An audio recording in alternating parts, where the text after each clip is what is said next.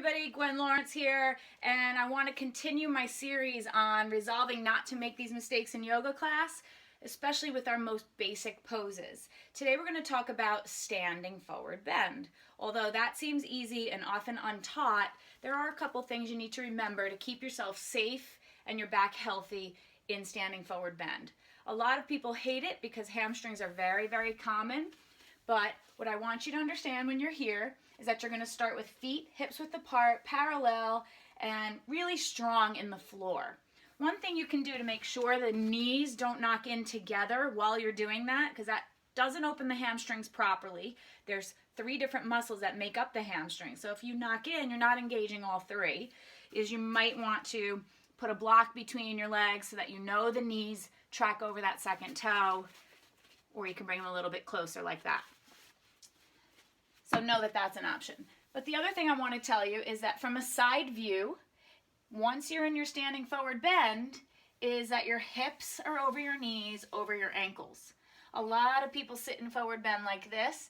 That puts a lot of extra tension on the hamstrings. It kind of slams the brakes on the hamstrings, and you're not going to open them up as best that you can, which leads to frustration as well. And then the final thing I want to talk about is when you're folded over, you fold from the hip joint, okay?